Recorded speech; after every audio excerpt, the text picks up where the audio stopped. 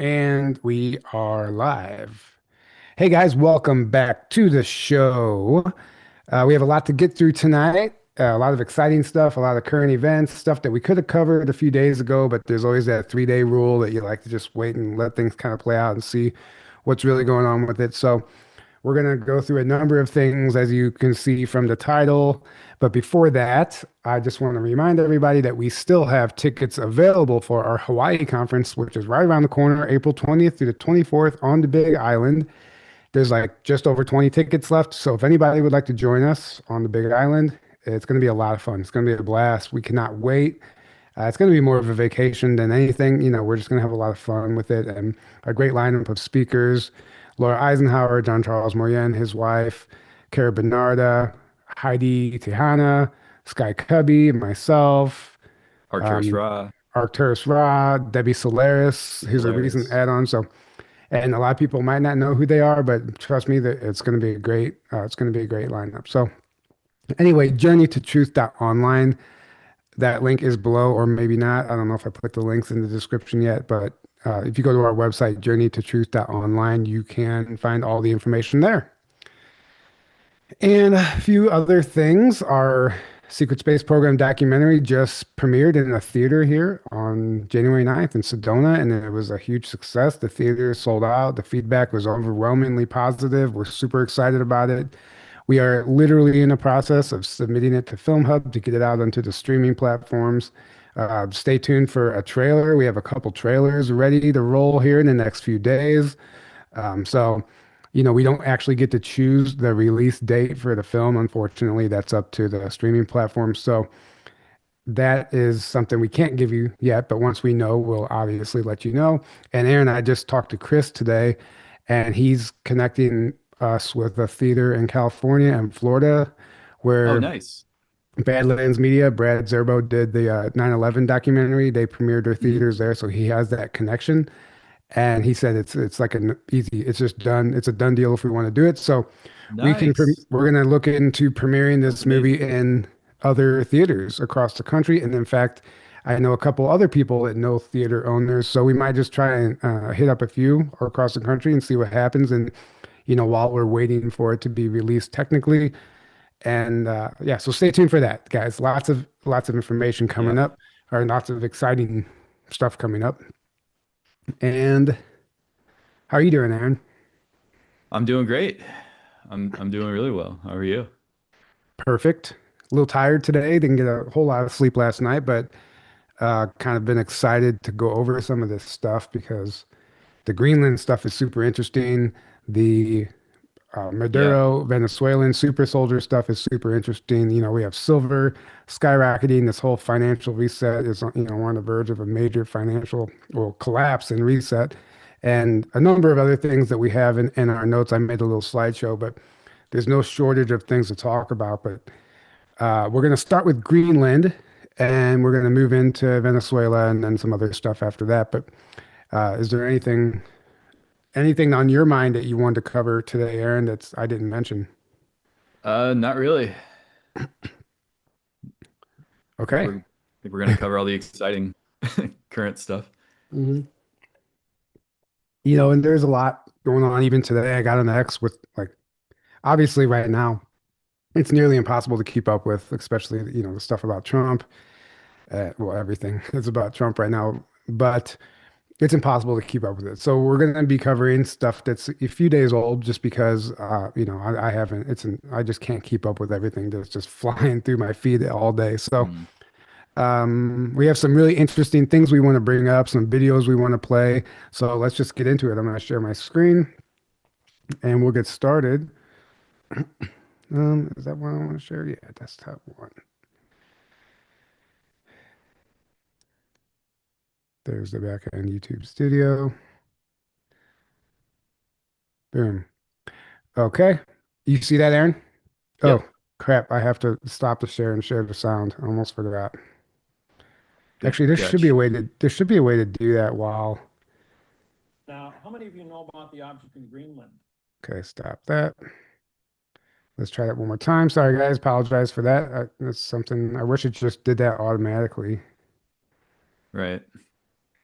You gotta check the box. Okay, check the box. All right, so this is David Wynn-Miller from a quantum grammar comp seminar, whatever that means, in 2012, talking about a alien spacecraft buried under the ice in Greenland. Trump is trying to strong arm Greenland into basically purchasing it or taking it over. And it's really interesting. I watched it in like an investigative journalist go through Greenland and ask people on the streets what they thought of it. Some people were okay with it. Other people don't, didn't seem to think that it was even possible. Trump couldn't do that. But I don't think many people even understand the magnitude of what actually Greenland is. So there's obviously things under the ice, which we're going to get into, and and allegedly at the North Pole and the northern tip of Greenland is the hole, the Hollow Earth entrance, which has been talked about. Admiral Byrd, Billy Woodard, who's the other one? Oh, the Smoky God. There's a few testimonies that talk about a major Hollow Earth entrance up there. So we're going to get into some of that stuff, but we're going to play this clip from David Wynn-Miller and let him explain to you what he believes is under the ice. I don't know where this information actually comes from, and then we will discuss it and move on from there. Oh, Now, how many of you know about the object in Greenland? A couple of you, okay. Well, for those of you that don't know, there is a spacecraft that has melted out of the ice in Greenland. As you know, the North Pole has melted completely. You can go from London to Moscow or to Russia by going over the North Pole now. All the ice cap is gone. The last place that has ice on it was Greenland. Greenland had a 18,000-foot ice cap on it. Well, the spacecraft that is anchored in the center of Greenland created the last ice age 50,000 years ago. It's a weather machine. It's 55 miles wide, 300 miles long, and 2 miles high. The people that lived in it were called the Mois. If you draw a straight line from the spacecraft to the Washington Monument in Washington, D.C., through the Yucatan Peninsula Great Pyramid at Mitsubishi, it ends up on Easter Island where the Mois have been dug out of this dirt. The heads on Easter Island, well, 2 years ago they finally went ahead and they excavated, and they're all 65 to 85 foot people, full body carvings. And these were the people that lived in the spacecraft that was uncovered that's melting out of the ice in Greenland. So when you think we've been alone, these people have been up there for 50,000 years. The spacecraft is still active after 50,000 years. It has a 200-mile dampening field where no electrons can flow into it. In 1947, a B-52 bomber flew into that pattern, into the dampening field, when trying to fly between Maine and London. As a result of that, they lost power and crashed in Greenland. As they sent in rescue B-52 bombers to rescue them, they hit that same dampening field, but they veered off. They just ricocheted off of it. And by testing, trying to get to these guys, they were able to bring a circumference and find out that there was an object 200 miles to the center of this field. On the southwest corner of Greenland, there is a small community. It's the only community on the island of Greenland. That community is a military post, CIA, that uses a compressed air generator to operate diesel engines to run a Caterpillar to run back and forth to 200 miles from the base to the object in Greenland. A lot of our technology comes from the reverse engineering out of the spacecraft. It is still functional and is still in operation. So it's pretty important what this thing is. All the nations worldwide are up there with the United Nations, and they're all acting, working together. Point is. so super fascinating. I mean, if you think about the magnitude, the size of that craft that he is mentioning, it's almost impossibly large. But if you're talking about 65 to 85 foot tall people, then, by ratio, it would make sense. Honestly, that would be, I guess, a standard size craft for them. I don't know. But if we're talking about massive giants, then obviously they would need a massive craft. And as we know, that the history of Earth is just not what we've been told. So what is your opinion on this, Aaron? I mean, it makes sense. Yeah, I mean, it's hard to verify something like that, except, and I did see a few comments on the X post where pe a few people said that's BS because here's a commercial flight that literally just went right over the middle of Greenland, and somebody else said I've literally flown over Greenland 6 times. Um, the thing is, if that story is true, what he's saying, that was in like, what was that, the 50s or something? It was a Yeah, so long it was a time long ago. time ago. Yeah. So, I mean, anything could have happened since then to maybe it got turned off. Maybe that field that was causing that got turned off somehow. Who knows? I mean, that's a long time. So just because something was true in the 50s or at one point in time doesn't mean it's going to be true now. Um, in Well, that regard, but it makes sense. It definitely makes sense. And I do know that in Antarctica there are craft buried, or that they've since dug up. And so to me, Greenland's like another Antarctica that just doesn't get talked about nearly as much. Just as much secret stuff seemingly going on, or at least a lot of secret stuff going on in Greenland as well. So it wouldn't surprise me at all for that to be true. right. And honestly, if he's talking about we are reverse engineering or alien technology there, that means we've made contact with these beings that are operating this craft. We know what they are, and they might have taken their shield down. That might have been a defense system that has been in place for, thousands of years. Like Right. he claims that it was also doubled as a weather machine and it created the last ice age, which Hmm. I always say this about the ice age. I don't think that I think winter and the ice age, I think that's like hell realm frequencies. Like I don't know, like it just seems to me like we shouldn't be that freezing cold. You know what I mean? It doesn't have to be. And in fact, there are many experiencer testimony and insider testimony that says that there are many other planets, like planets that other species live on out there that are basically like the whole planet's like a tropical paradise, Right. which means it is possible, and which means, yeah, there doesn't have to be. I mean, it's kind of nice having fall and winter, to some degree, but at the same time, when you go really far up north, it gets so cold that it's like, it's, who wants to live that cold all the time? So you got to live farther south for it to be more comfortable.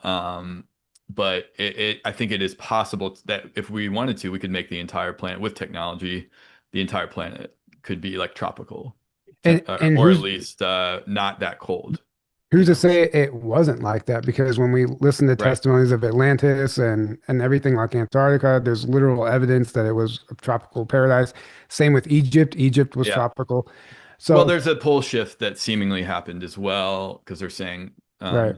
if it did shift however many degrees, like 45 degrees or whatever it is, where Antarctica used to be in a tropical climate, and then when that shift happened, then it went to the bottom of the planet, and then, but at the same time, I think it's probably both. I think back in the Atlantis and Lemurian days, I think it's very possible there was no such thing as winter, and how we think of it. I think it was the whole planet Manufactured. was warmer. Yeah, it was manufactured, and then, like you said, the ice age I think was manufactured. And if what he's saying is true, that lines up like a craft technology and the craft literally creating the ice age artificially. Makes sense.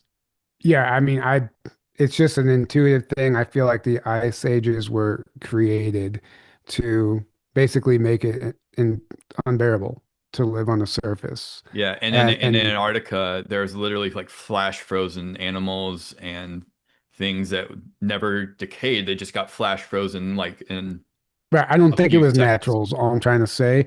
And I So think right, so it lines up with like, because the theory is that people think, oh, the pole shift happened that fast and then it froze that fast. Well, I think it makes more sense of this, where a technology turned on and then within seconds everything froze yeah. there. That makes a lot more sense to me.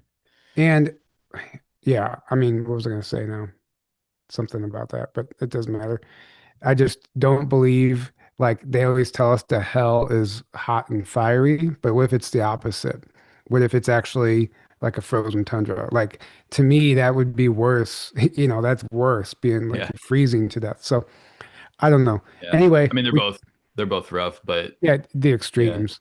yeah. Um, But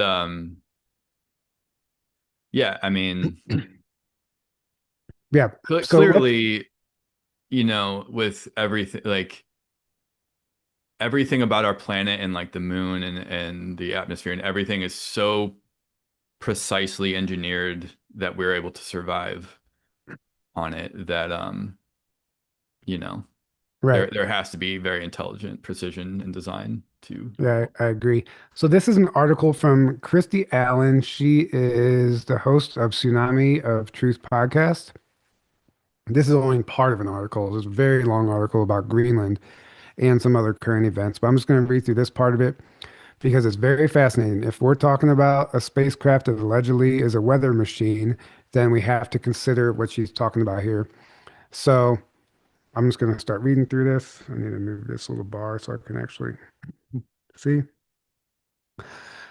So, is it about a weather machine, a spiritual portal, or just the most audacious land grab since the Louisiana Purchase? Talking about Trump moving into Greenland.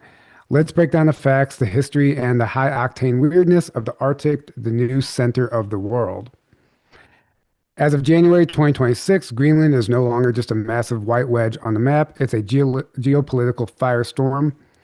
With the introduction of Greenland Annexation and Statehood Act on January 12th, 2026, the United States has officially moved from polite interest to a legislative push for ownership. Before we talk about 2026, we have to talk about 1942. The Nazis were the first to realize that he who predicts the weather in Greenland controls the war in Europe. They set up clandestine stations like Edelweiss II on the eastern coast. They weren't just there for the view. They were measuring Arctic air masses to help German U-boats and bombers time their strikes. This triggered a weather war involving the Danish sledge patrol, literally men on dog sleds hunting Nazis in the snow. Eventually, the U.S. realized that if they didn't control these breeding grounds for global weather, they were strategically blind. By 1944, the U.S. moved in with an indispensable mindset that hasn't wavered in 80 years. In 1944, the hidden factor was Nazi weather stations used for U-boat strikes, while the official story was Arctic exploration. In 2026, the hidden factor is rare earth dominance or electric vehicle batteries and defense, while the official story is Arctic security and climate monitoring. In both eras, the strategic goal remains the same: hemispheric control. So I'm going to stop there. The Nazis knew that something in Greenland was manipulating the weather. Weather was being generated out of Greenland to the point where they set up weather stations and were monitoring it and literally timing their strikes based on what was coming out of Greenland. Now, we can say that's just natural or that's just part of the story, and they absolutely knew that weather was being manufactured and steered, engineered on Greenland. And the reason that they set up stations is so they can control that. And maybe they were even working with this group that was under the ice there. Who knows? But this is, I don't think it's coincidence. I mean, this is really Right. interesting. Weather manipulation coming out of Greenland, and this guy's also talking about it being a weather machine. Right. In the Right. 1960s, the U.S. took things from securing the coast to building a secret nuclear lair. Camp Century was billed to the public as a scientific research station. In reality, it was Project Iceworm, a plan to hide 600 nuclear missiles in a 2,500-mile network of tunnels carved into the ice. It was a Cold War masterpiece. Until the ice started moving, glaciers aren't static. They are slow motion rivers. The ice began crushing the tunnels, forcing the U.S. to abandon ship in 1967. They left behind a gift that would stay frozen forever. And it just goes on talking about more of that. But it's interesting to me, Project Iceworm is literally a, a massive plan to build an entire underground tunnel network under Greenland. And that they say it was shut down. Maybe all the tunnels were crushed because of the moving ice, maybe not. But I don't think it's a coincidence also. Like this is more evidence of underground work in that same era, 1959 to 1966, where all this stuff was happening. Greenland seemed to be a hot commodity back then. And did you have any thoughts on any of that I just read before I go on Yeah. in? Yeah. I mean, this, I mean, what I said earlier, this is further proof that there's been a lot of secret stuff going on in Greenland for a long time, just like in Antarctica, but it doesn't get as much attention. Um, but there's a lot of underground secret stuff. There's craft. I think there's ET stuff going on. I'm sure the Cabal had their dumbs in Greenland that, with what we know is happening, I'm sure those are being, if not have already fully been cleaned out and taken over. And um, it makes sense that we're now seeing Trump openly talk about controlling Greenland and going in there. And it's, for the people, for most people that don't know anything about any of this stuff or don't believe in any of this stuff, I get why it make a lot of sense. Or people are like, oh, it's not justified and it's ridiculous and blah, blah, blah from a surface level. But when you understand the deeper stuff that's really going on, it makes a lot more sense. And I think it's way more justified if you understand the shadow war that's been going on for a long time and the cleanup that's happening right now. And Antarctica, I think, I've seen a lot of evidence that shows that's already been cleaned out. And since Antarctica has always been kind of a no man's land and like, no one country owns Antarctica, right? It's just kind of like a free for all thing. Um, I don't think there needed to be this kind of mainstream attention with the stuff going on there, whereas Greenland is its own country. So on some level, it has to be a mainstream thing, which is why it's talked about now. Otherwise we could Right. have just done it fully in secret and no one would ever know the difference. But because it's its own country, you can't really get away with that maybe as much as Antarctica. So Right. yeah, everything that I keep seeing lines up with that. So here's another interesting connection. I'm going to read through a little more Project Iceworm stuff. Some of it's going to repeat what I just read, but I'm making a point here. So it was a top secret U.S. Army program during the Cold War that aimed to build massive tunnel network of mobile nuclear missile launch sites under the Greenland ice sheet. The plan envisioned thousands of miles of tunnels housing up to 600 nuclear-tipped missiles capable of striking targets in the Soviet Union. The plan to construct approximately 2,500 miles of subterranean tunnels covering 52,000 square miles. That's massive. The missile, a modified version of the Minuteman missile, codenamed Iceman, was intended for deployment. Now keep that in mind, Iceman. Strategic advantage, the Arctic location placed missiles just 3,000 miles from Moscow, allowing for rapid retaliation and survival against the first strike. And then they had a cover story. A nuclear-powered Arctic Research Center was built starting in 1950 to test construction feasibility under the ice, while Camp Sentry was public. Its true purpose as a staging ground for Iceworm remained a secret until the 1990s.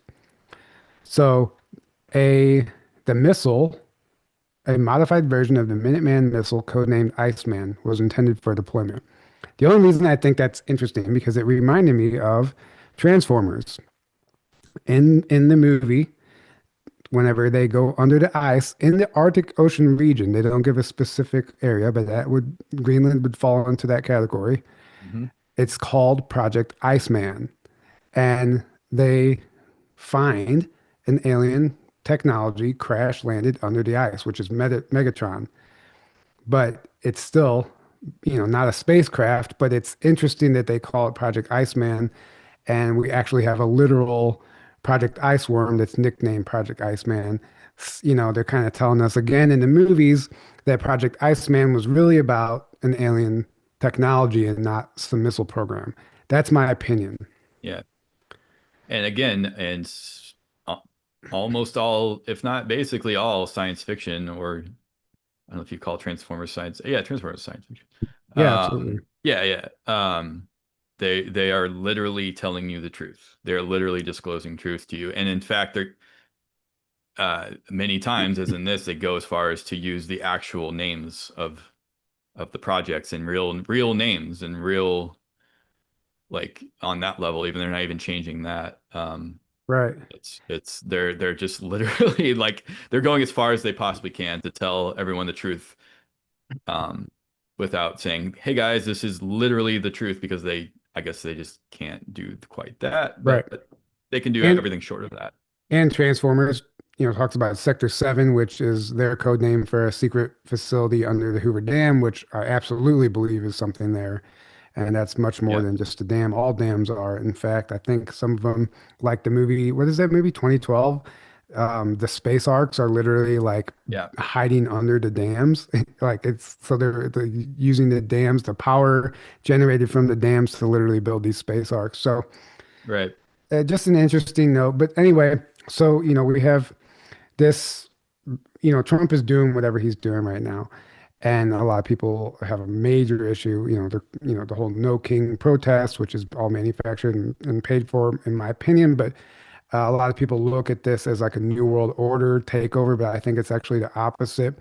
I think that there are so many various covert factions, private corporations that are involved in the deep state, this whole cartel network that is literally like a spider web of a network throughout the entire planet. And unless somebody takes control of that, we're never going to be able to clean this up, right? And even Right. including like AI, the involvement of AI as far as tracking and monitoring everybody, and like Palantir and all this stuff, and people are all worried about that. But if you think about it, if you want to take down these traffickers, like you can use that to find them.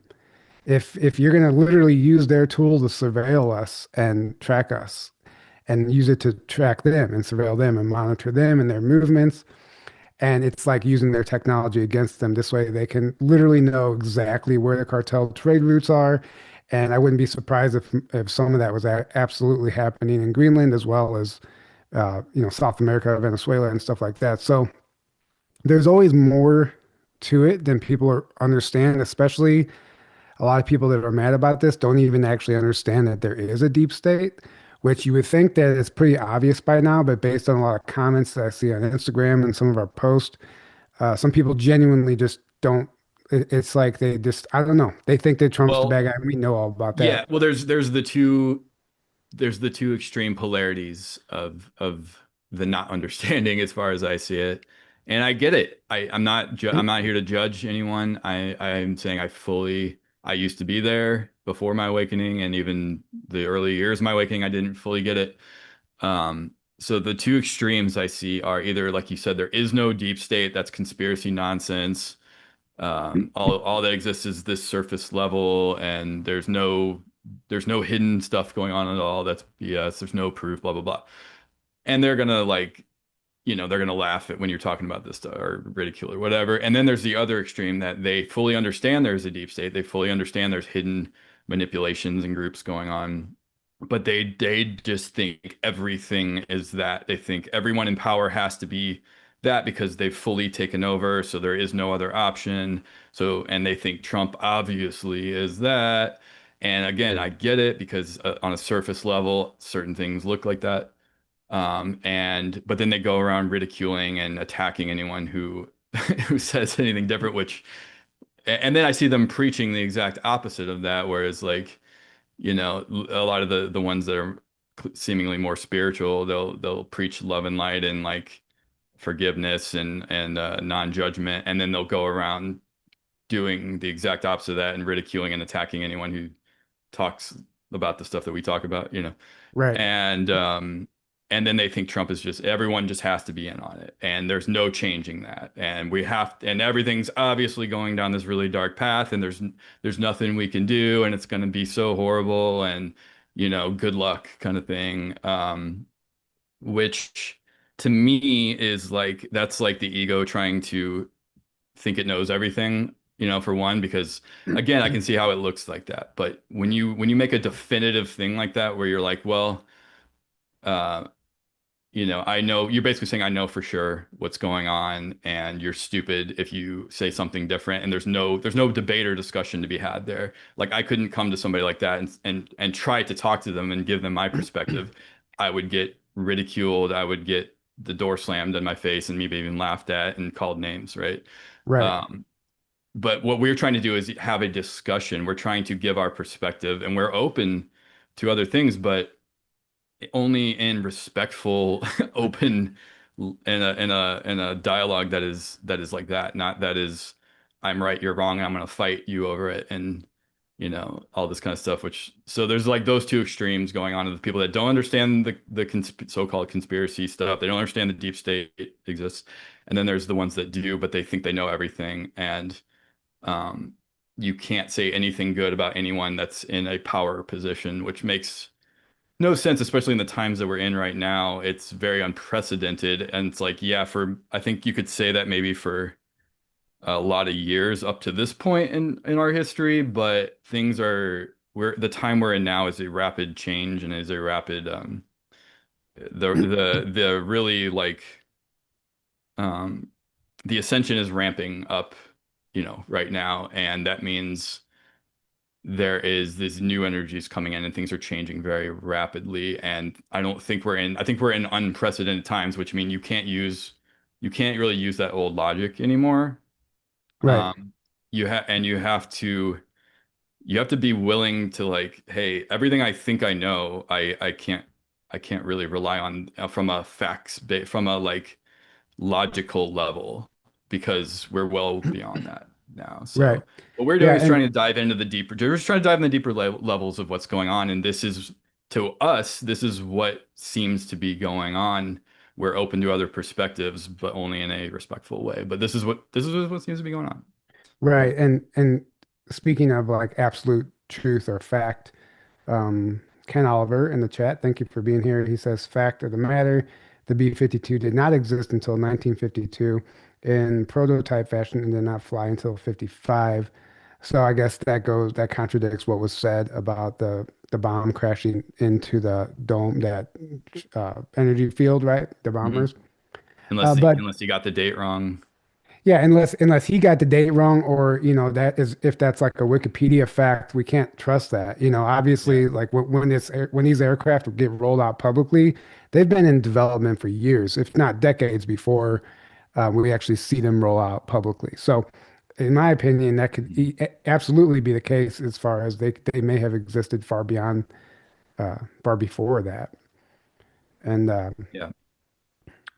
And he also says the weather stations were based there because there were no satellites in the sky yet. So countries didn't no satellites in the sky yet. So countries did build physical stations. This one by Russia of safe oil routes and no other reason.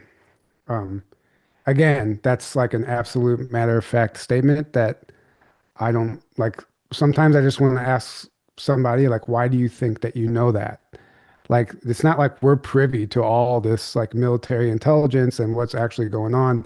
So if you see something online and you're arguing that point, that doesn't necessarily mean that's true because it was in a textbook or a history book. So, And that um, goes to what I just said as well. right. So Like, right.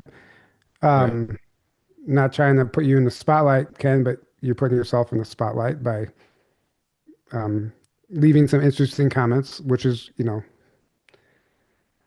And again, we're not you saying make we know some, everything yeah, either. we don't know We're just everything. presenting interesting, we'll vet things as much as we can, but we're presenting things that there seems to be something there and that's interesting and it dovetails into what we already know. So we're Well, presenting it, but we're right here trying to figure stuff out as well, well. We're not saying we know everything. my favorite thing, and I think this is something I'm going to start doing more, as I've heard Carrie Cassidy say this in some interviews. When people say something, she'll be like, okay, and now why do you think that you know that? Yeah, she does that a And then lot. it glitches people out because they think that they know that.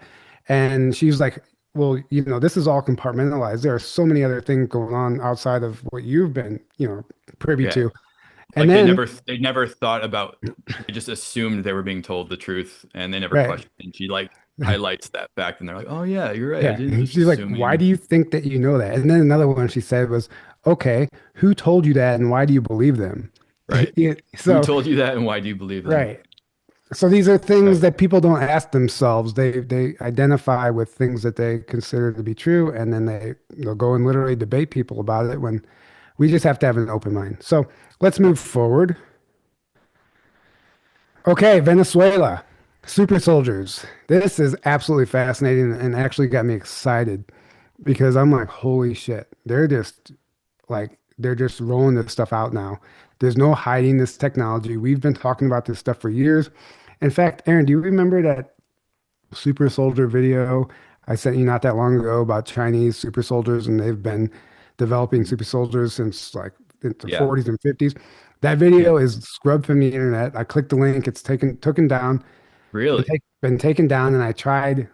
I spent probably, I don't know, 20 minutes looking for it today, and I literally couldn't find it. So That's interesting. yeah, and I was actually going to include part of that in our documentary too, but we didn't go that route with it. Hmm. But it was basically like pretty much matter of factly breaking down like China has been developing super soldiers since the 50s, you know, and this is nothing new whatsoever. So the fact that the Yeah. US would have super soldiers is makes perfect sense. What I noticed about China is funny is that I don't think they've ever necessarily been ahead of us technologically or otherwise. I think they just don't hide it as well, or they don't try to hide it as much as we do. Which is why we know we can see it way more easily of like, oh my God, look, China looks like they're way ahead in AI, way ahead in super soldier, way ahead in everything, you know. No, they just don't hide it as well as we do, Right. right? It's just Yeah. more obvious what's going on over there. So let's read through this. Carolyn Levitt, however Levitt, you say Levitt. Carolyn Levitt. Sorry, Levitt. Um, she shared on X, stop what you're doing and read this, press secretary. And it said, this account from a Venezuelan security guard loyal to Nicolas Maduro is absolutely chilling, and it explains a lot about why the tone across Latin America suddenly changed. And this is like transcribed from the interview. Security guard. On the day of the operation, we didn't hear anything coming. We were on guard, but suddenly all of our radar systems shut down without any explanation. The next thing we saw were drones, a lot of drones flying over our positions. We didn't know how to react. And then the interviewer asked, so what happened next? How was the main attack? Security guard says, after those drones appeared, some helicopters arrived, but there were very few. I think barely 8 helicopters. From those helicopters, soldiers came down with a very small number, maybe 20 men. But those men were technologically very advanced. They didn't look like anything we fought against before. Interesting. Immediately, I thought super soldiers. Interviewer. And then the battle began? Security guard. Yes, but it was a massacre. We were hundreds, but we had no chance. They were shooting with such precision and speed, it seemed like each soldier was firing 300 rounds per minute. We couldn't do anything. Interviewer. And your own weapons, they didn't help? No help at all, because it wasn't just the weapons. At one point, they launched something. I don't know how to describe it. It was like a very intense sound wave. Suddenly, I felt like my head was exploding from the inside. We all started bleeding from the nose. Some were vomiting blood. We fell to the ground, unable to move.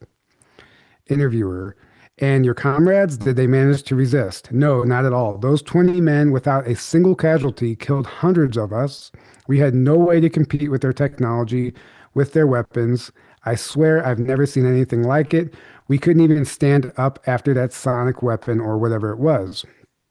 So, do you think the rest of the region should think twice before confronting Americans?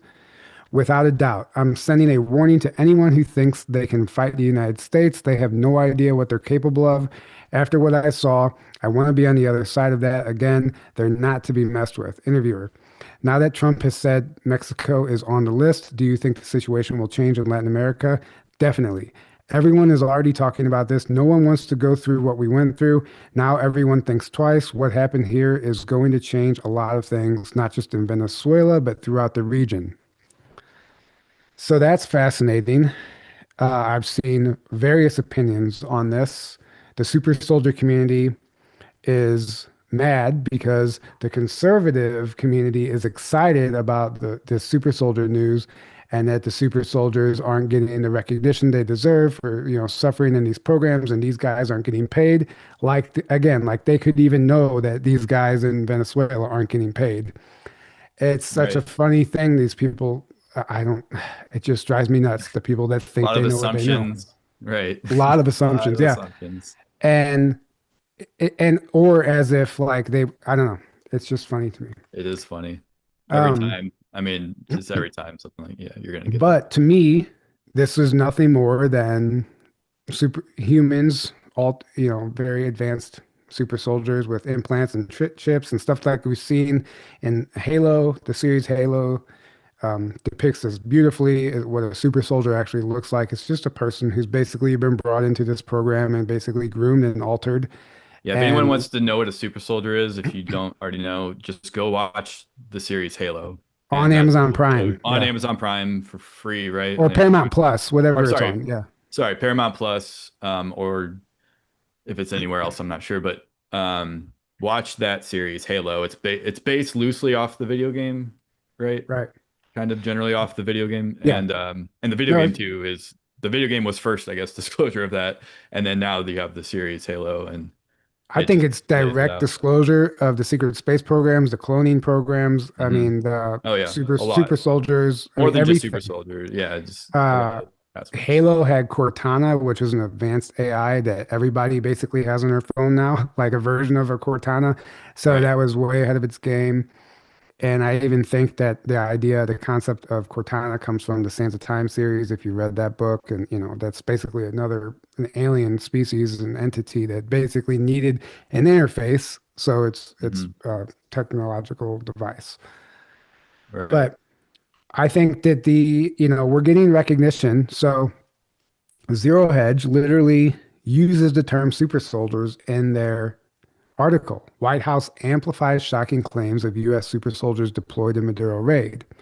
And Dr. Sala did a little bit of coverage on this. He said, here's confirmation from the White House spokeswoman, Caroline Levitt, that American super soldiers were used in the Venezuela attack and taking of Nicolas Maduro.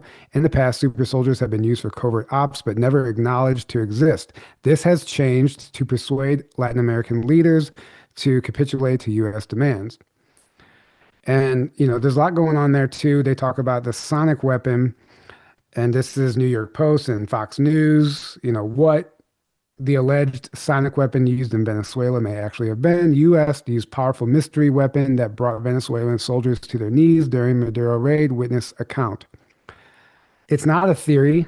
They're talking about this. It's absolutely true. You've seen the movies. We've seen this happen, this exact technology used in the movies.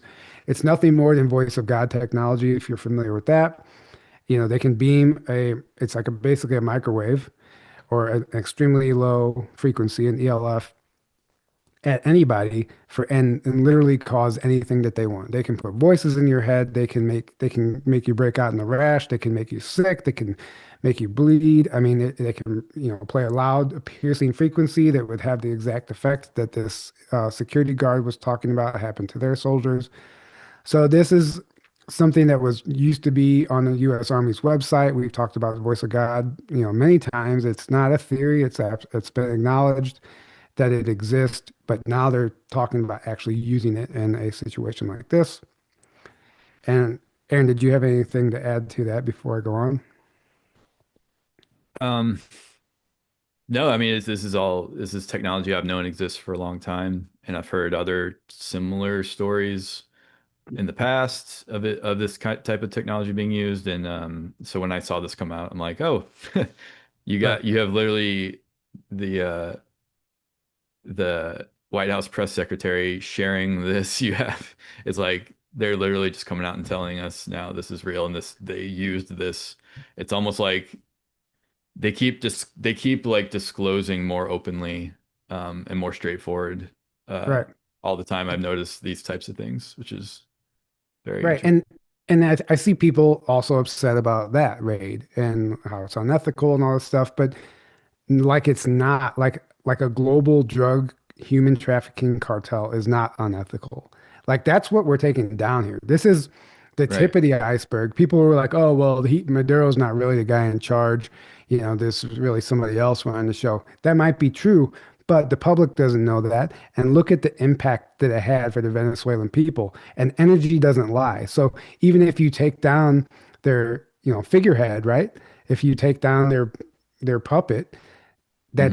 even though it's not the real guy, it still has the same impact because everybody's been programmed to believe that he is this dictator or whatever. Well, he was in power, but he was in power illegally. He didn't win the election. No one Correct. wanted him in, but he stayed and basically was ruling by force, and it was a hell that these the whole country was living through for many years. And on top of that, the deeper stuff going on, everyone wanted to point to the oil like it was all about oil. That was just one thing going on, and it wasn't all about that. We didn't need that oil.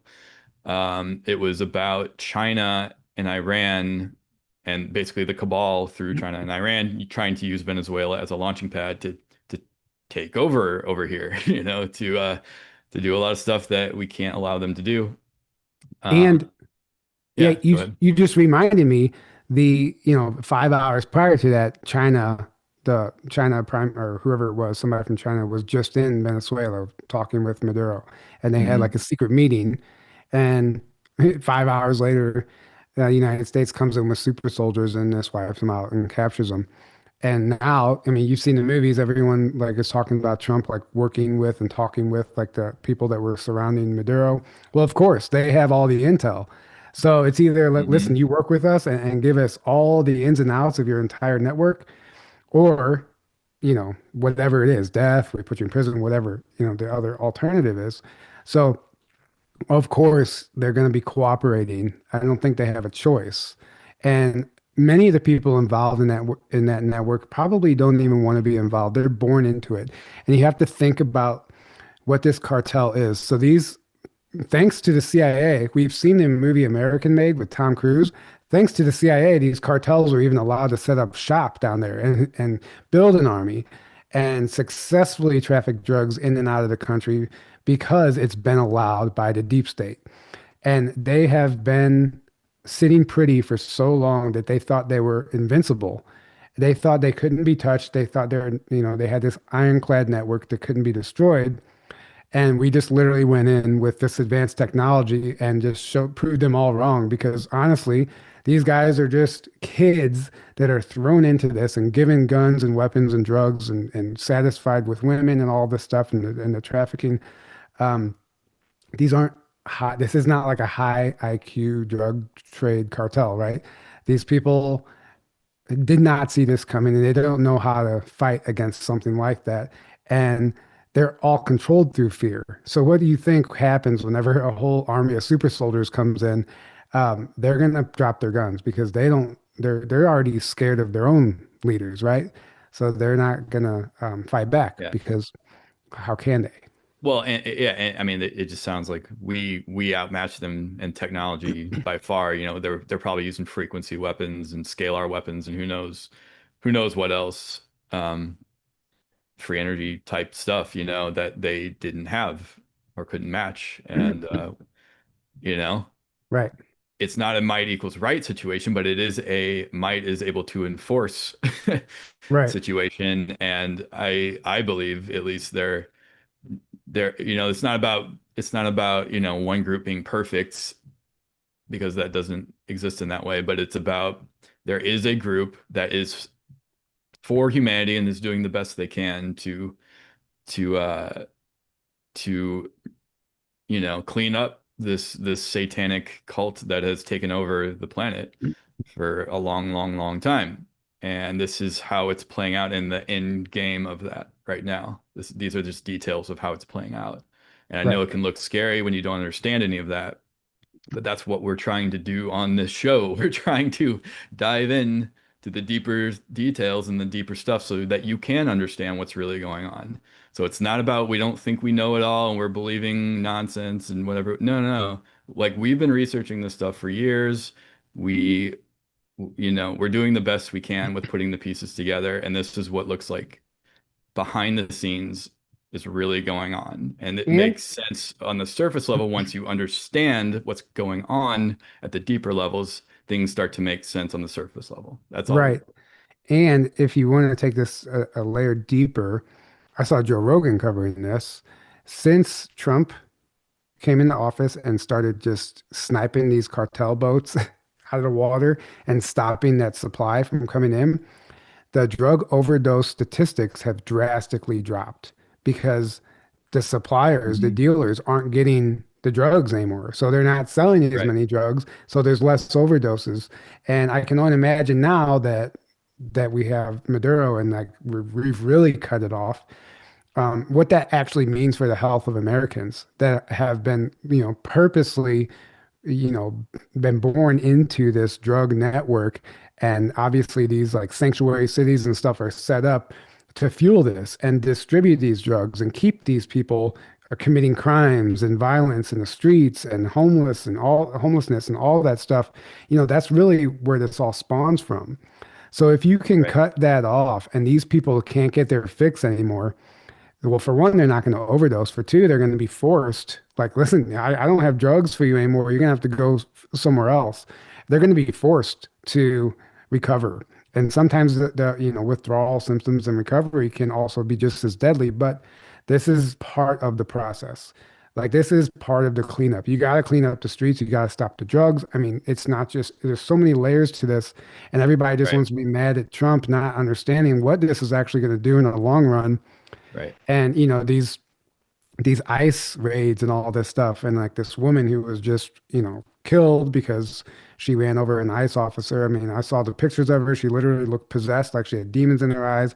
The media ran with that. They're trying to play gotcha journalism with Trump, like anything that they can use. They're desperate right now. Yeah. And well, they're also But trying to start a civil war. So to them, that was a gold right, mine of like stir up as much emotions and controversy as possible to try to get the left and the right literally having a civil war, which is I don't think is it's not going to happen. That we're being protected from that happening, but they're trying still. They're clearly very much because they want right, to destabilize things as much as possible so they can still swoop back in power and they're desperate right now. So so or at yeah, least and just to get us to kill each other and cause chaos so that the white hats are thwarted in any way.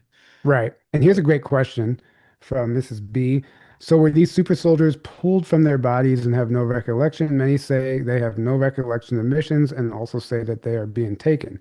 In most cases, I would say the super soldier program and the secret space program, that's how it happens. But I do think there's absolutely a branch of the military where these guys are signing up for this and agreeing to this and not being mind wiped. And in fact, a friend of mine who was in the Navy and he was doing special forces training somewhere in the Nevada desert, I believe. He was taken to a facility that looked like a shack out in the middle of the desert, and they had, no windows in the van, so he couldn't see where they were going.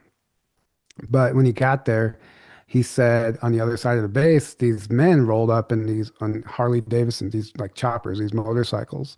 And he said when they got off the motorcycles, they were giants. He said they were the tallest, most fit guys he'd ever seen in his life. And like they were just like towering over the rest of the people. And he asked his executive officer, he's like, who are those guys? And he said, and I quote, those are the guys that don't exist. So Mm. that's really interesting to me. So that tells me that, obviously those guys are roaming freely, riding motorcycles to work and, wherever they're living, I'm sure it's somewhere, off grid or in the middle of nowhere. But I absolutely believe that there's a faction of the military that is openly training super soldiers without, abducting people and wiping their memories. I think that was one aspect of it. But in this case, this is used for a white hat operation.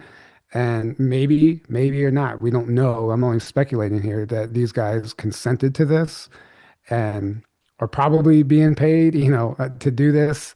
Hmm. If they were being used against their will, then yeah, that is a problem, and that's something else we would have to look at. I hope that's not the case, but we can't prove one way or the other. So, speculation. Right. Uh, somebody commented, "We own Greenland already," with two exclamation marks. No, not publicly. We don't. Know where you're getting your information from, but you can use any search engine and search, does the U.S. own Greenland? And the answer is no. Now, secretly, that's possible. Anything's possible secretly. Maybe we already quote unquote own it secretly, and that's just not public information. And maybe Right, this is all show. I don't know. But no, publicly, the U.S. does not own Greenland. That is false. I don't know where that is coming from. right. And this goes back to what Not Daryl yet. James was. Not yet, at least. It could be very soon, though. Just want to make that This caveat. kind of goes back to what Daryl James was told in 2004 by his executive officer. He said that, the U.S. was going to basically merge with Canada. He said Alaska was going to eventually go back to Russia. We would take over Greenland and we would own Mexico down to the Yucatan Peninsula where it bottlenecks. Because this is a timeline war, a temporal war, and this is really going to jump off the deep end for people who don't follow our channel. Right. But they have this looking glass technology that allows them to run scenarios and look at probabilities and possibilities, right? And even attempt and execute missions on a specific timeline. And he said that they've tried this a million ways. And every way that they've tried, the planet gets to a certain point, a certain level of evolution consciously, but we can't ascend past 5D. Like we hit this breaking point because the technology and the things like the genetic engineering and all this stuff actually stops us from going past a certain point. So they've had to run multiple scenarios and multiple timelines, and basically, the one that we're on now, like Daryl called this stuff out years ago, and literally everything Yeah. he was told is happening. Like I'm actually more and more impressed every day. It's insane. It Yeah. literally everything he's been saying for years on our show and probably other shows is has been happening already. It's already lined up to a T. And then the reason he was told that this is happening this way is because they've tried every other way, and this is the only way that we make it through this, and we make it out like we evolve out of this lower density, right?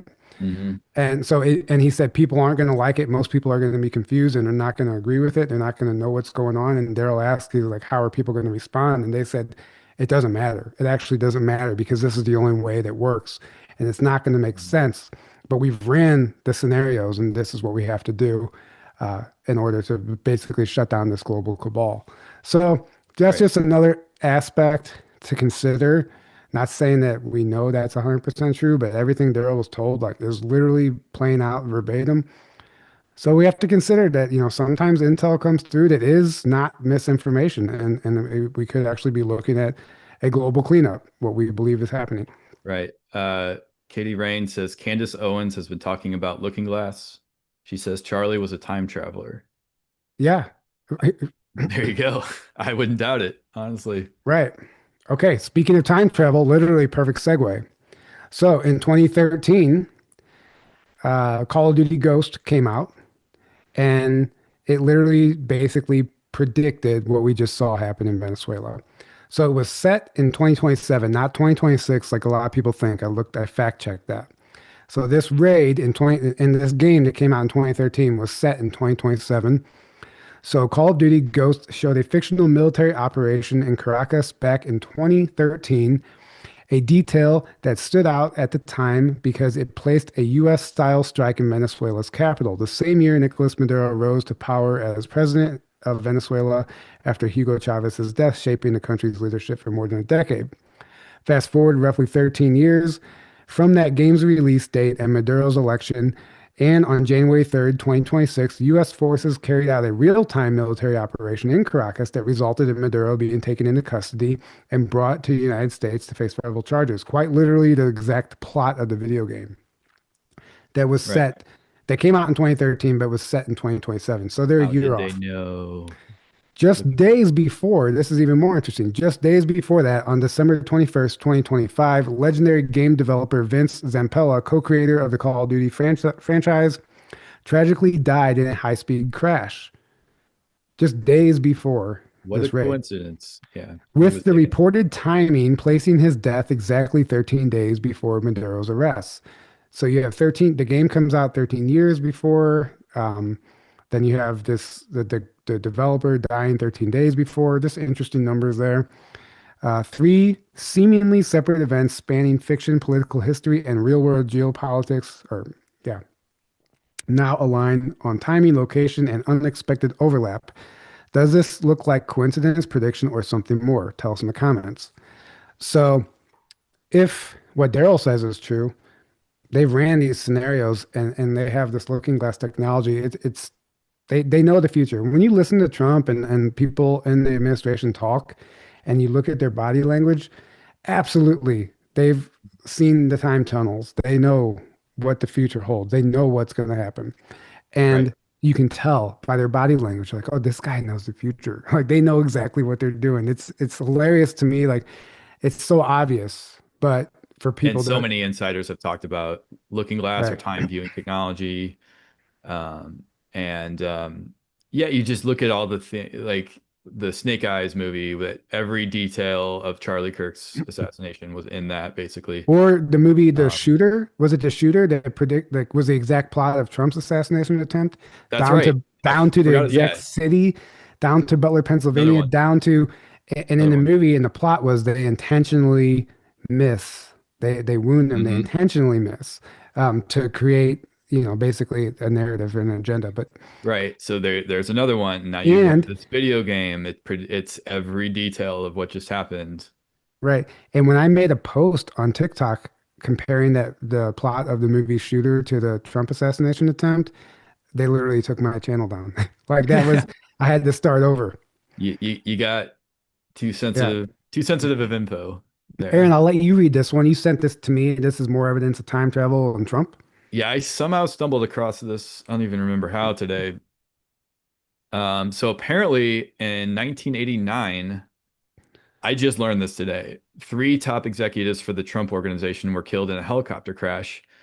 Now, what's interesting about that is Trump was supposed to be on that helicopter with them, but at the last minute decided not to board. And I looked into other details of it, and it's seemingly like no one knows why he just last minute decided not to board. Didn't really make sense. But then the helicopter crashes and everyone dies on the helicopter, but not Trump because he last minute decided he Right. didn't want to board it. So did he know what was going to happen? And if so, how did he know? Yeah. Well, More, I more think we speculation, know. but to me, that makes perfect sense. I mean, it's not a coincidence. I just don't Right. think it's a coincidence. Well, and that the interesting, that's in the late 80s. What if Trump has been working with whatever the white hats are, whatever you want to call the white hats, or fighting this kind of war or being involved in some way, shape, or form his whole life, or at least obviously since the 80s. There's a lot of details that Yeah. seem to point that he's been a part of this game for a long, long, long time, longer than most Right. people would think. Yeah, and you have Eric Dadmere or Eric the Healer's story about Trump meeting Trump, like a future Mhm. version of Trump and being a time traveler, which In 1985 at the yeah, Back to the Future which is movie. very compelling testimony. I mean, I don't know. I believe the guy. I've heard him tell the story a number of times. It doesn't change. He's convinced that Trump is a time traveler, and he came to that conclusion on his own. It's not before the Baron these Trumps or these books and everything kind of Way before yeah anything, right? gave it before we actually understood what was going on. So, all right, let's jump into silver really quick. So, silver is actually skyrocketing right now. Earlier this year, it was like 20 something dollars an ounce. Now it's actually that I think it was was about earlier. 30, maybe we were hovering around 30 at this about a Yeah, year ago, yeah, yeah, right around 30, maybe even the high 20s. maybe 29, yeah, 29, But 30. still, that it's a substantial spike.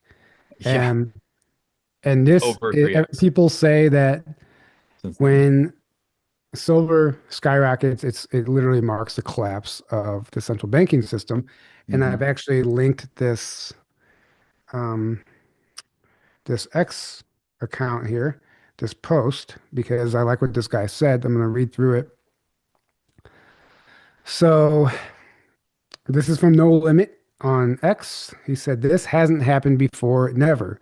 I've been analyzing this for 12 hours and it's worse than I thought. Silver production, 800 million ounces per year. Bank shorts, 4.4 billion ounces. If silver keeps going up, the biggest banks in America will collapse."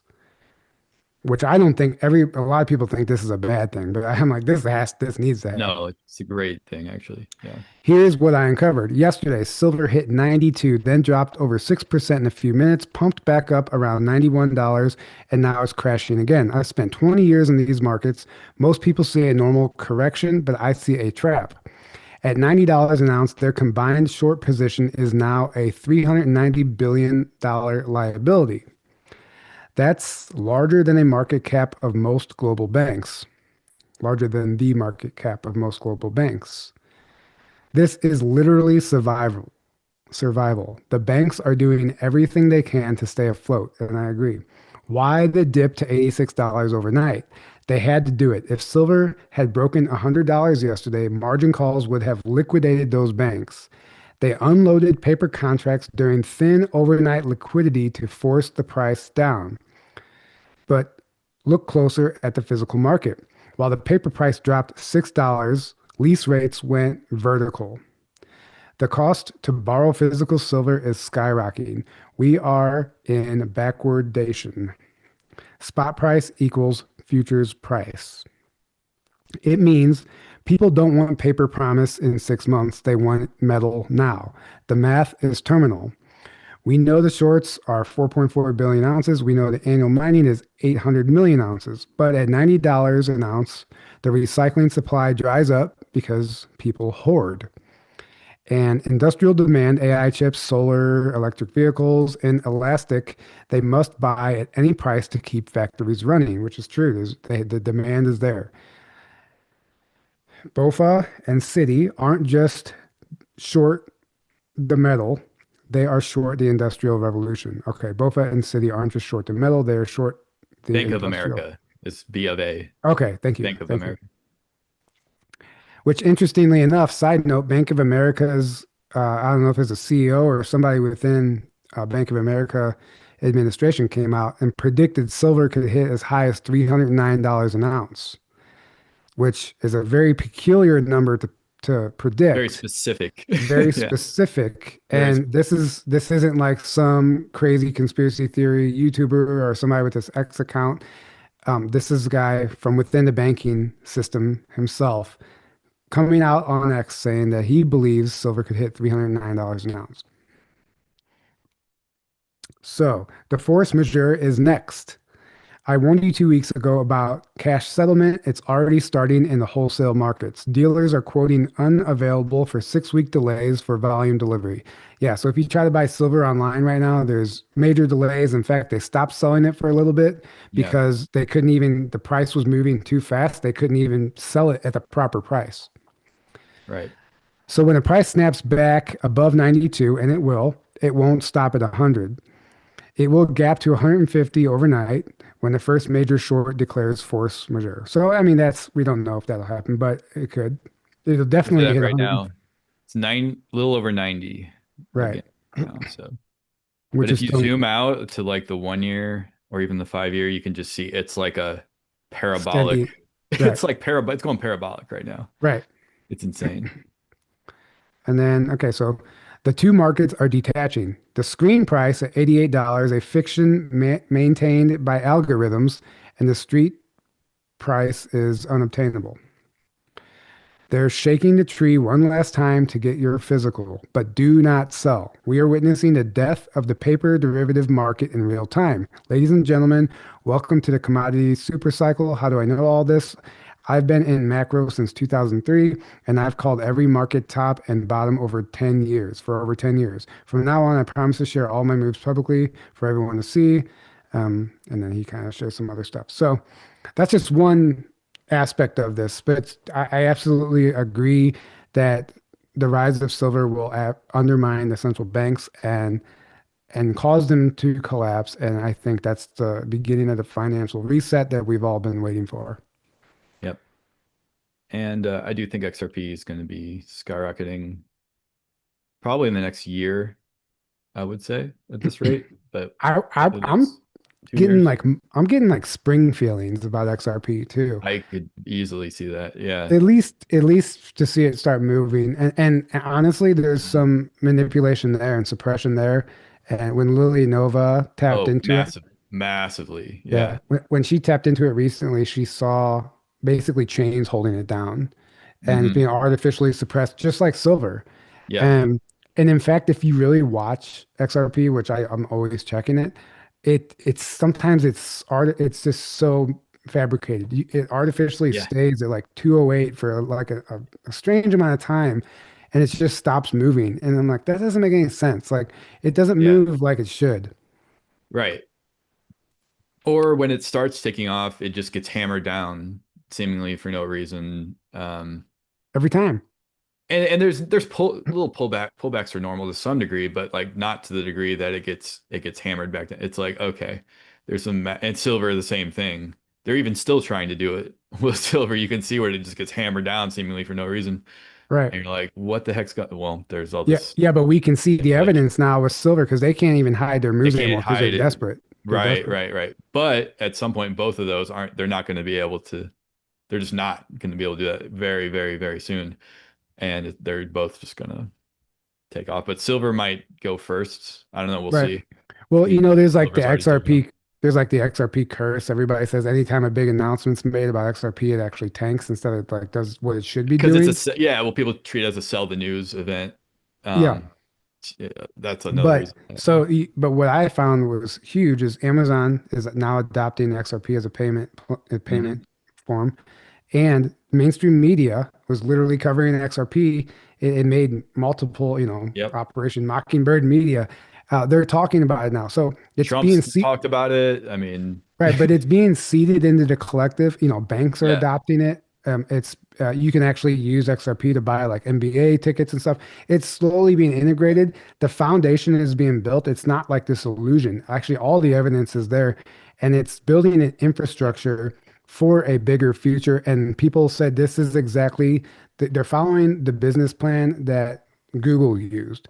Like they yeah, made all like in the early days, Google made all of these odd moves that were behind the scenes that didn't make any sense, but they were building this infrastructure, this backbone that they could, yeah, this foundation that they could stand on in the future. And they knew exactly what they're doing. And now look, Google's monopolized. And obviously there is right, probably deep state control behind that, but you have to use right. that business model in order to be the next global Yeah. thing. Yeah, they've been building out the rails for years. I mean, I got you and I both got an XRP in beginning of 2001 or 2001, 2021, sorry.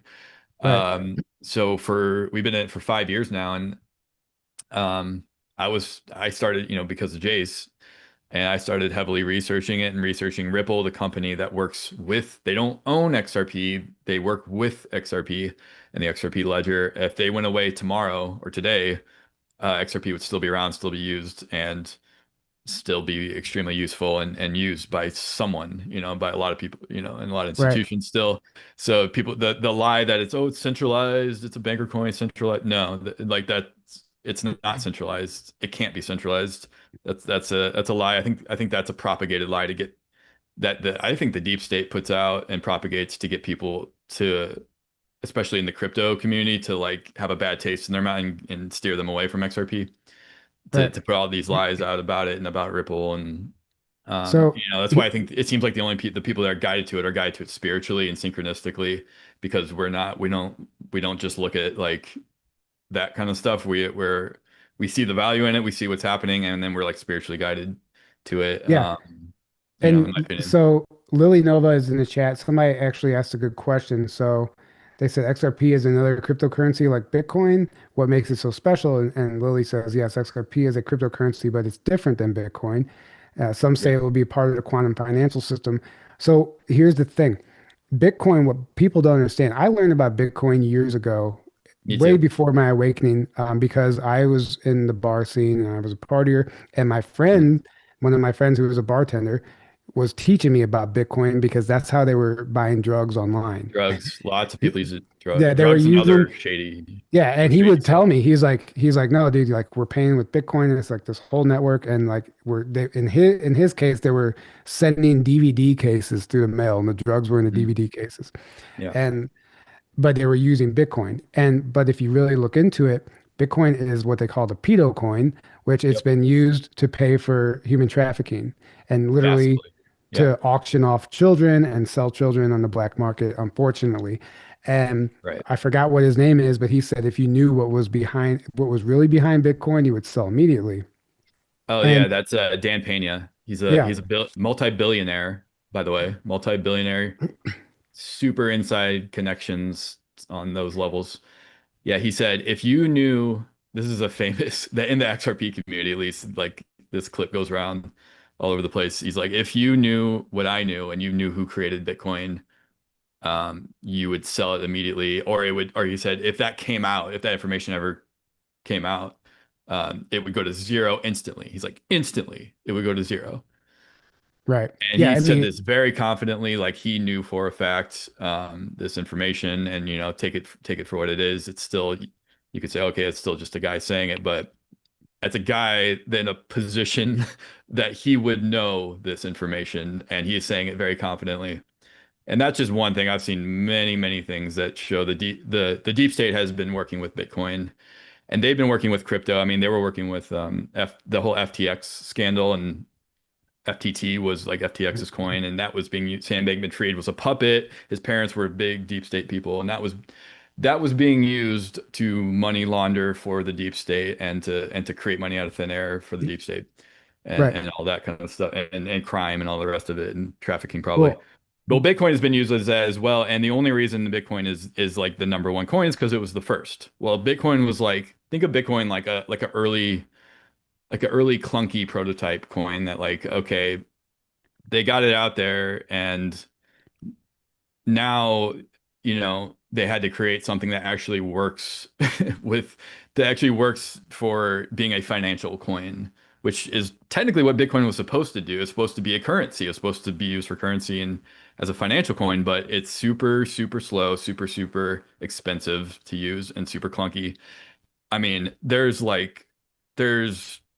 at least over 100 cryptos that function, I mean, way more than that, that function way better than Bitcoin in accomplishing that goal.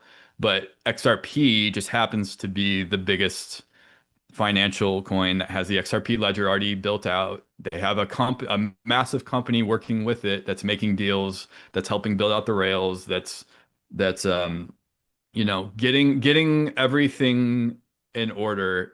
It's like they're building out, like you just said, the whole infrastructure and all the rails. They're not doing that for no reason. Like it makes no sense. Like all these people that think XRP is going to go to zero or it's a scam or nothing's going to come of it. It's like they're already using it. There's this whole massive system built out. There's already all these banks, institutions, and governments and everything you can think of already using it. It just hasn't come out. It hasn't. It's like they're waiting for a switch flip well, moment for it to be yeah, like, okay, now it's already all built out, like you said with Google. Now we flipped the switch, and now remember how overnight everyone started using Google almost overnight out of right. nowhere. Well, Yeah. was there any indication of that leading up to that point? No. Everyone was using Yahoo and other search engines, and no one even hardly knew what Google was until I remember it was like within a week or two, all of a sudden everyone's using Google Right. because they're like, all right, guys, we built out everything. Now here, everyone use the same search engine. Well, Well, well, it's the think same about it like electric cars too. Suddenly, electric cars were just here, and they had charging stations, just and they're here everywhere. overnight. But they've been building it out behind the scenes, and Same there's thing. what was I gonna say? But it's the ledger because people argue, oh well, there's other coins and there's other. What if they create a different coin? Well, it really doesn't have to do with the coin. It has to do with the ledger is the secret sauce there. The rails that XRP works on, the behind the scenes stuff, and XRP just happens to be the coin that utilizes. Well, and what I imagine will happen So, is what do you think's happening to the coin? right, and what I imagine will happen is your new phone will have like a Ripple app or XRP. Like it's gonna Mhm. be like stationary. Like it's not stationary. I can't think of whatever word I'm looking for. But it's going to be just there, and everyone's just going to Right, suddenly be using it, and it's going to be easier to use. They're going to start realizing, oh, this is great. We can send up to thousands of dollars a day instantly to each other. We don't have to go through PayPal. They're not collecting fees. We can do all this stuff. It's going to change everything. But you'll be able to buy houses with it. There's a whole science behind it, tokenization and all that stuff. We're not going to get into today. right. But what I do Get think too is far off track interesting on that is today. these Bitcoin maxi people and stuff. They're trying to say that XRP is the pedo coin, which to me is like I call them Bitcoin demons. What's backing Bitcoin is the devil, right? And it's like working through people, and they get very angry at XRP because XRP is like Christ consciousness of the financial world, and Yeah, it's actually like threatening these demons, and they're actually projecting and saying that XRP is the pedo coin being used to pay for trafficking children, but at $2 a coin, like how does that make any sense to use XRP over Bitcoin to purchase children? I right. mean, it just doesn't make Like any sense. any way you want to slice it, it's like, yeah. I mean, there's so many points there. It's just, I mean, every single Bitcoin maximalist At least the ones all online that go around trolling constantly. They're all like the same person. They're all like the exact same personality. They all think they know everything. They all want to tell you your coin's shit and it's a scam, especially XRP. Like that seems to be the main one they all hate. And if you say anything good about it, they hate you now and they're gonna attack you, which we just got attacked by a guy in the community who's one of these people who is constantly promoting himself, and that seems to be all he ever promotes is himself and how great and amazing and how much he knows everything. And I'm like, oh yeah, of course that's the guy that of course that's the Right. guy that gets triggered by XRP. Anyways, um, Bitcoin is super slow, super expensive. Uh, if you think if Bitcoin doubles in value from where it's at, that's going to be amazing. It's not going to do much more than that. There's not much more room to grow with Bitcoin and value. So, okay, you could say it's a store of value and you might make a little bit, but you're not gonna do more than 2x your money. Whereas, and it's not solving any problems. They're like, oh, it's a store of value. It's like, okay, well, shoes are a store of value. Like anything is Right. a store of value. I could buy a bunch of laptops. I could buy, you Anything. buy real Correct. estate. Like anything's a store of value, right? Or just buy gold and silver. Like if that's the main thing, like why are you, you know, it's like, okay, but it doesn't solve any other problems. It does, there's, XRP is actually solving arguably the biggest problems on the planet, the Right. financial system, Right. right? It's And it, solving that problem. And that, what kind of value can you put on that, right? So, it just doesn't make it, oh, but look at the connections with what it's like, no, it's working in the system as it is right now. So when you try to make the argument, like we always talk about, just because something on paper looks that way, well, you got to work in the system to be a part of the system currently. And it's being transmuted from within. It's not like, oh, Bitcoin and we're gonna go and make our own system over here, and then it's gonna make everything else obsolete. That's not how it works, guys. You're never like that's like a right. libertarian like pipe dream. That's never going to happen, unfortunately. It's not how the future's playing out. The future's playing out. Things are happening currently within the system technically, but in a way that's decentralized, in a way that no other bad actors can come in and control. And it's going to transmute the system. And that's Right. what I see as Ripple and XRP are And accomplishing. And to take it a step further, well, recently, I wish I had the clip. Elon was asked about XRP and he kind of danced around it, but he did say he did hint at that XRP would be a good coin to combat the centralized banks or something He along did. those lines.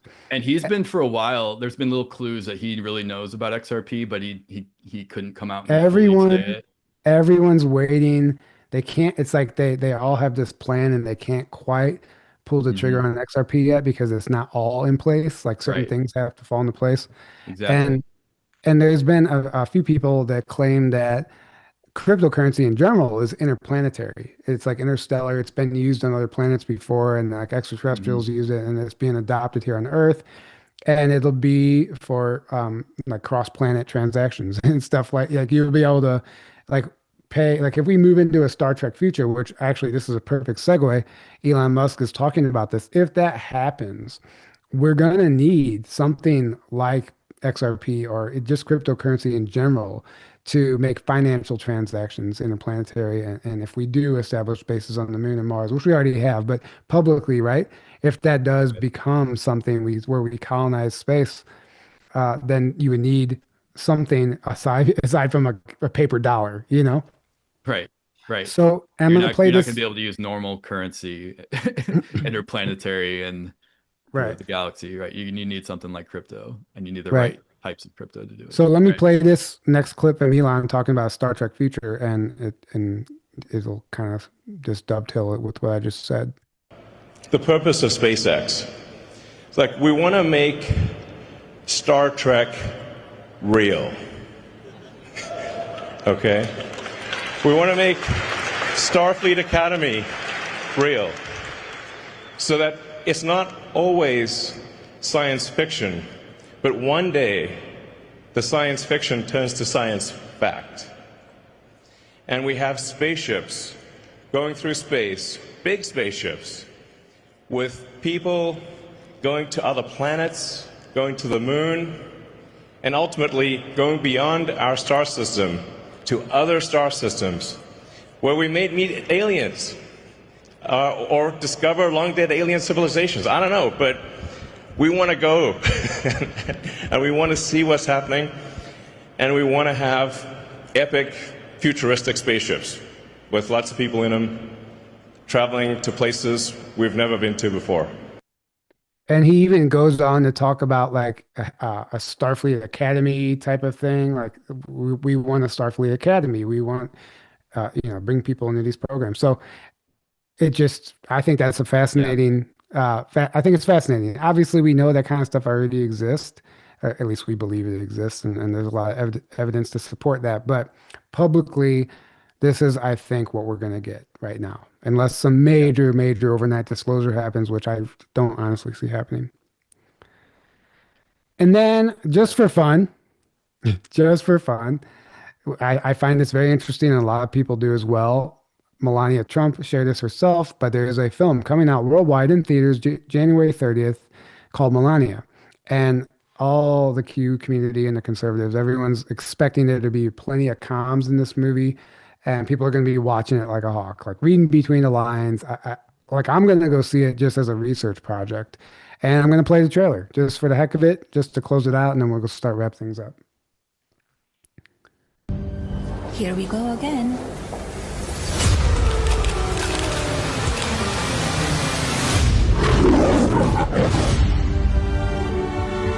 You can come in. Come on in. After our legacy will be that of peacemaker. Peacemaker under the fire.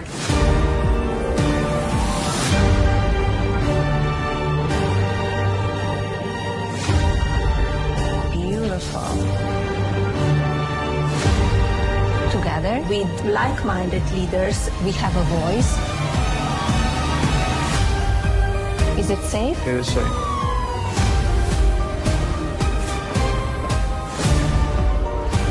Everyone wants to know. So here it is.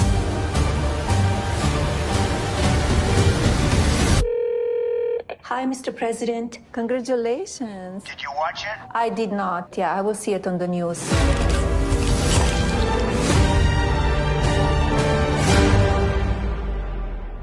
I think that this is just a way of them telling us, like, if we ever wanted evidence that this whole thing is a movie and central casting, and like we've covered in previous episodes, like they're literally making a movie about it. Like it's funny to me. I think it's going to be really interesting. I'm going to watch it, and this was just something I wanted to play just for fun here at the end. But what are your thoughts on it, Aaron? Yeah, I mean that's very interesting. I think there's a lot of comms, as they say, in that, and that are going to be in that. Um, yeah, I can't wait to see it. I Right. can't wait to see it. Yeah, I think it's going to be interesting, and I think we'll go ahead and wrap it up. I mean, we've covered quite a bit tonight and given everyone quite a bit to think about. And just we hope that we provided a different perspective. It gets confusing out there, and you know, they're not going to tell you that wars are being fought over stargates and alien technology and underground bases.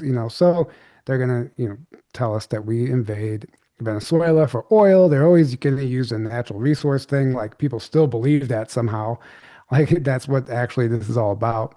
That plays a role in it, but it's not it's not what this is all about. There's much more happening, and it's a spiritual war, and it's honestly, in my opinion, it's a cleanup of the deep state, and we're in exciting times. It's also it's beautiful times, but they're dark times too because a lot's coming to the surface, and there is a big pushback from the dark, and we are experiencing that right now. So it's moves and counter moves, and it's just, we're in it for the long haul. This is why we came to this planet. We're literally making galactic history as we speak. This is massive, not just for Earth, but for the solar system itself. And we're here for it. So thank you guys all for being here. Aaron, any last final words? No, thank you guys for being here. Thank you for your support. We love you all so much. And be on the lookout for A Lifetime of Silence, our secret space program documentary. It should be coming out sometime within the next few weeks or couple weeks. Yeah, wait, it I'm did gonna say depend. couple within 2 weeks. I'm gonna manifest that. Yeah, let's manifest that. Within 2 weeks, hopefully on Amazon earlier than later, and Tubi and Hulu, YouTube and whatever other platforms it'll be on. Hulu, I think is one of them. Hulu, maybe. Yeah, so the thing about the movie is we submit it and then it, in their own words, it can take 2 to 12 weeks. In some cases, even longer, before your movie's on a streaming platform. And we, unless you pay for the highest tier, you can actually request a date, but that also comes with, you have to have a marketing campaign and a marketing package and a business strategy. Like I looked into it, so it didn't make any sense because we don't have that. So Right. it's just, up to the universe. Hopefully, I think it is a hot topic. UFO films and stuff is like trending, so they might actually expedite it. I have hope that that's going to happen.